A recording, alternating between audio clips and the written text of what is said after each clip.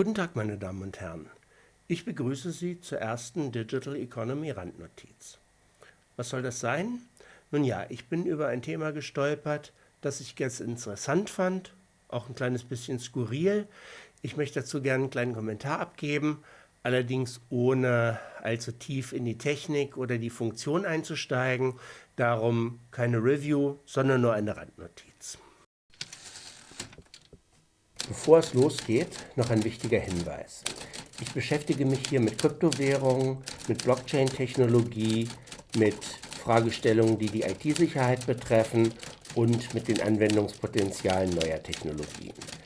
Bitte beachten Sie, dass damit keine Beratung und keine Empfehlung verbunden ist. Wenn ich eine Einschätzung abgebe, dann basiert das in der Regel auf einer kurzen Sichtung des Themas, die nicht ausreichend wäre, um das Thema wirklich für einen Kunden zu bewerten. Wenn ich eine potenzielle Empfehlung an einen hypothetischen Kunden formuliere, dann basiert das auf einem fiktiven Beratungsszenario, das nicht ohne weiteres auf ein konkretes Unternehmen oder eine konkrete Situation übertragen werden kann. Die in dieser Sendung präsentierten Informationen stellen keine Beratung und keine Empfehlung dar. Für Verluste und Schäden wird keine Haftung übernommen. Kryptowährungen sind ein hochriskantes Investment. IT-Sicherheit und alle anderen hier behandelten Themen erfordern intensive und individuelle Beratung. Einschätzungen und potenzielle Ratschläge, die ich formuliere, sind nicht auf konkrete Unternehmen anwendbar. Wenden Sie sich bei Bedarf an kundige und verlässliche Experten. Worum geht's? Auch Weidezäune werden jetzt digital. Das heißt, der Bauer muss in Zukunft keine teuren Elektrozäune mehr bauen und instand halten, sondern er kann seine Rinder einfach bequem von zu Hause aus per Smartphone-App managen. Ich glaube, das ist interessant und lohnt einen etwas tieferen Blick. Ich habe 3 Quellen verwendet. Die Hauptquelle ist ein Artikel aus den VDI-Nachrichten vom 29. Mai 2026. Der ist ganz lesenswert, schauen Sie da ruhig mal rein, ist so eine halbe, dreiviertel Seite, ganz schön aufbereitet. Generell VDI-Nachrichten lesen lohnt sich immer. Ja, da wird das Thema vorgestellt und weil natürlich bei sowas auch das Thema Tierschutz relevant ist, habe ich noch einen Blogartikel von der Rechtsanwaltskanzlei Bokamp und Bokamp, ich hoffe, das habe ich richtig ausgesprochen, dazu genommen. Da geht es um den Tierschutzaspekt. Thema, der ist jetzt, glaube ich, nicht ganz neu, aber trotzdem sehr relevant, wie ich finde. Und ins Tierschutzgesetz selber habe ich auch einen kurzen Blick geworfen. Aber gucken wir uns erstmal an, worum es eigentlich geht. Die VDI-Nachrichten berichten über ein neuseeländisches Start-up namens Halter. Das bietet ein System aus GPS-Halsbändern für Rinder und einer Smartphone-App an. In der Smartphone-App kann der Landwirt bequem die Begrenzung seiner Rinderweide, wo die Rinder sich aufhalten sollen, per Daumenklick eingeben und dann kriegt jedes Rind ein Halsband. Das Halsband enthält einen GPS-Chip und wenn der GPS-Chip feststellt, dass ein Rind sich in einem Bereich aufhält, wo es sich nicht aufhalten soll, dann kriegt das einen leichten Stromstoß aus dem Halsband. Da bitzelt es dann also ein bisschen am Hals. Das Rind findet das unangenehm und innerhalb von 2 Tagen sollen nach Angaben des Herstellers die Rinder gelernt haben, in welchen Bereichen sie sich aufhalten müssen, damit es nicht bitzelt. Und unterm Strich bleiben die Rinder dann auf ihrer Weide, wo sie bleiben sollen. Aber eben ohne teuren Elektrozaun, der ständig kaputt geht, gewartet werden muss, ohne dass man Warnschilder wegen Elektrozaun für Spaziergänge aufstellen muss, ohne dass Wildtiere an dem Elektrozaun einen gewischt kriegen und so weiter. Klingt also nach einer charmanten Sache und natürlich fragt man sich als Deutscher, als europäischer Bauer, Mensch, wäre das, was die Neuseeländer da machen, nicht auch für mich interessant? Und ich denke, interessant ist es, denn es bedeutet schon erhebliche Kosteneinsparungen, aber es stellen sich natürlich auch ganz verschiedene Fragen, die man nicht vernachlässigen sollte. Die erste Frage ist natürlich die nach dem Tierwohl und dem Tierschutz. Auf Anfrage der VDI-Nachrichten hat der Deutsche Tierschutzbund erklärt, dass aus seiner Sicht dieses System mit dem deutschen Tierschutzgesetz nicht vereinbar ist. Okay, das klingt jetzt sehr final, sehr abschließend. Ja, ist es wirklich so? Kann ich nicht beurteilen natürlich. Das wäre eine Frage an einen Juristen. Ich bin nur Ingenieur und IT-Berater, kein Jurist, aber trotzdem kann auch ich ja ins Tierschutzgesetz mal reingucken. Habe ich getan und ich habe Ihnen hier mal den relevanten Abschnitt dargestellt. Da heißt es, es ist verboten, ein Gerät zu verwenden, das durch direkte Stromeinwirkung das Verhalten des Tieres, insbesondere seine Bewegung, erheblich einschränkt. Und ihm dadurch nicht unerhebliche Schmerzen zufügt. Jetzt fragt man sich, okay, was genau soll das heißen? Na, zunächst mal fällt auf, das ist ja eigentlich ein Elektrozaun macht genau das, beziehungsweise ja, ein Elektrozaun wirkt durch direkte Stromeinwirkung. Auch ein Elektrozaun schränkt die Bewegung der Rinder ein, eben auf die Weide, auf der sie sich aufhalten sollen. Die Halsbänder sollen nicht viel was anderes machen, außer vielleicht mal ein krankes Tier vom Rest der Herde isolieren, aber lassen wir solche Sonderfälle mal außen vor. Im Wesentlichen sollen die Halsbänder genau das gleiche leisten wie ein Elektrozaun, nämlich dafür sorgen, dass die Tiere auf der Weide bleiben und ja, nicht unerhebliche Schmerzen. Da muss man sich die Frage stellen, wären die Schmerzen, die es durch die Halsbänder hat, stärker als durch einen Elektrozaun. So, das würde man sich auf Anhieb so fragen. Allerdings argumentieren Tierschützer, und das auch nicht ganz zu Unrecht, damit, dass das Bundesverwaltungsgericht bereits am 23. Februar 2006, also ist gut 20 Jahre her, ausdrücklich geurteilt hat, dass Elektroreizgeräte, einschließlich Halsbänder, grundsätzlich gegen das Tierschutzgesetz verstoßen.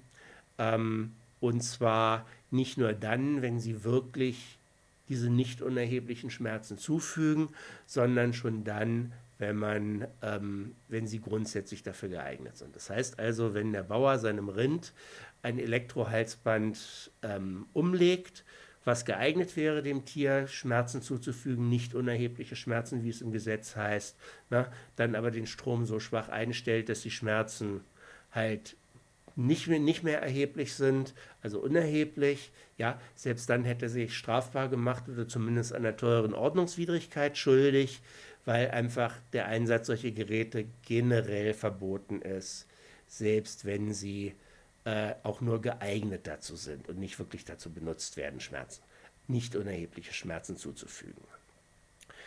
So, klingt und wird auch so argumentiert, dass damit das Bundesverwaltungsgericht eindeutig und abschließend geurteilt hat. Ich bin mir allerdings ehrlich gesagt nicht ganz sicher, ob das haltbar ist, und ich betone dann nochmal, ich bin kein Jurist, das ist jetzt nur eine laienhafte Einschätzung, aber meines Erachtens sind da durchaus Fragen offen, denn erstens ging es in diesem Urteil von 2006 um die Hundeerziehung, das heißt, da ging es darum, ob es zulässig ist, Hunden mit Hilfe von Elektrohalsbändern, Elektroreizgeräten bestimmte unerwünschte Verhaltensweisen abzuerziehen. Also Hunde sind normalerweise keinen Elektrozäunen ausgesetzt, im Gegensatz zu Rindern. Da ging es um mehr als nur das Tier in einem Bereich zu halten, in dem es sich üblicherweise aufhält, der auch seinen artspezifischen Bedürfnissen halbwegs entspricht. Also das ist schon ein Unterschied zur Rinderzucht. Und dazu kommt, dass der Darstellung in den VDI-Nachrichten zufolge, beziehungsweise das lässt sich auch anders recherchieren, die gesetzliche Obergrenze für Stromstöße aus Elektrozäunen bei 5 Joule liegt. Die Halsbänder von Hertha können dagegen nur bis maximal 0,45 Joule eingestellt werden, also weniger als ein Zehntel.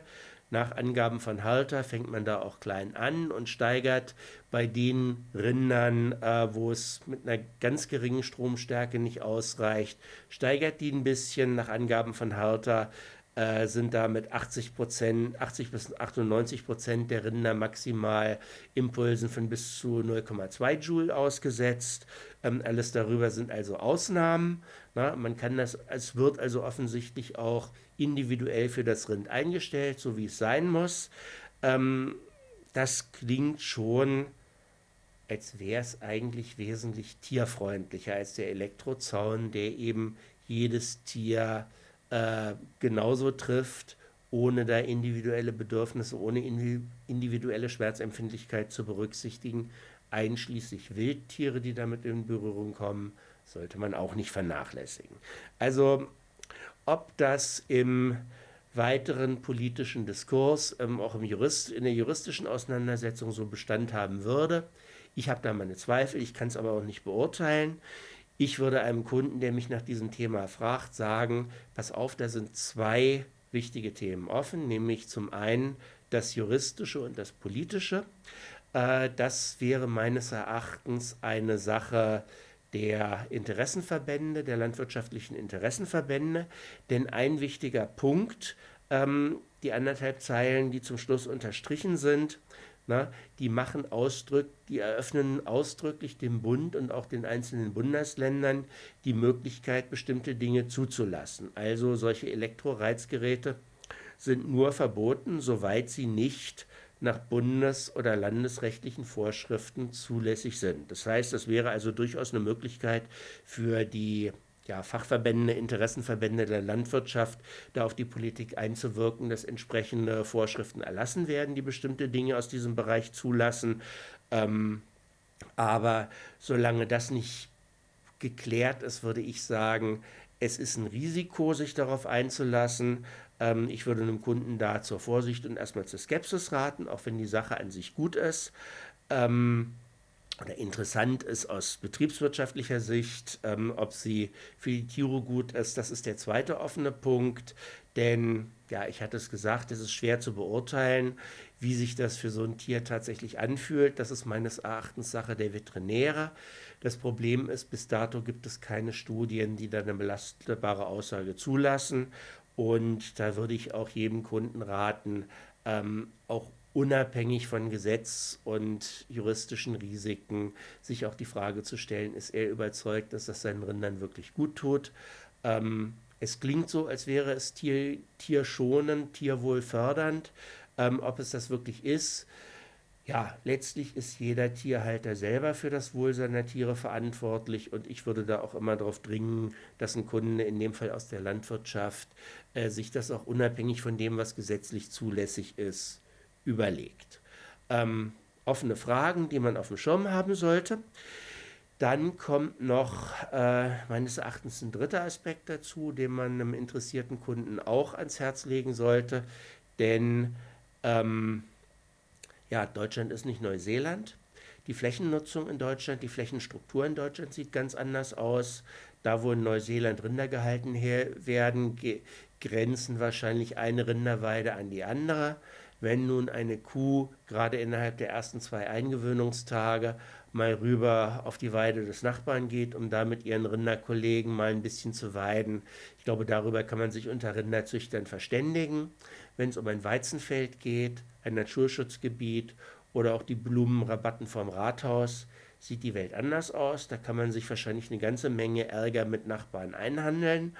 Ja, da wäre dann auch die Frage, wie soll man in Deutschland eben da, wo Rinderweide an Weizenfeld grenzt, überhaupt so eine Eingewöhnungsphase gestalten. Das könnte anspruchsvoller sein als in Deutschland. Und es ist auch eine Frage an die Haftpflichtversicherung. Denn nicht alles, was das Gesetz erlaubt, ist auch von der Haftpflichtversicherung abgedeckt. Und da sollte man auch jedem Kunden dringend raten, sich eben mit seinem Versicherungsberater zusammenzusetzen, um zu klären, ob er da überhaupt geschützt ist oder ob die Versicherung nicht wirklich einen konventionellen Zaun vorschreibt. Dann gibt es sicherlich eine ganze Reihe von anderen Regularien zu beachten, Schutz von Fußgängern und so weiter. Da würde eine Prüfung ein Proof of Concept oder was auch immer man da machen würde, um das Einsatzpotenzial für einen echten Bauernhof für so ein System mal zu überprüfen. So eine Untersuchung würde dann sicherlich auch eine ausführliche Recherche nach allen möglichen relevanten Regularien enthalten. Wäre auch nicht ganz einfach, aber ich denke trotzdem, es lohnt sich, schon vielleicht im Hinblick auf Tierwohl, wenn sich wirklich diese Methode als schonender erweist als ein konventioneller Elektrozaun, kann ich nicht beurteilen. Ich glaube, ehrlicherweise kann das im Moment noch niemand sagen. Ja, der Weg von Innovation zur Anwendung kann in Europa weit sein. Ja, das ist nicht unbedingt immer sinnvoll, aber ich denke, gerade dieses Beispiel zeigt, dass es durchaus auch gute Gründe gibt, dass eine neue Idee nicht gleich sofort in die Praxis kommt, sondern dass bestimmte grundlegende Fragen vorher geklärt werden. Das ist, glaube ich, an der Stelle ganz gut. Ich bin gespannt, in welche Richtung es da weitergeht, was man da in Zukunft drüber liest, in den VDI-Nachrichten oder anderswo. Auf jeden Fall, wenn Sie in Zukunft beim Spazierengehen einem wilden Stier begegnen und da ist kein Zaun dazwischen, trägt er hoffentlich so ein Halsband. Ich wünsche Ihnen viel Glück und vielen Dank für Ihre Aufmerksamkeit. Auf Wiedersehen.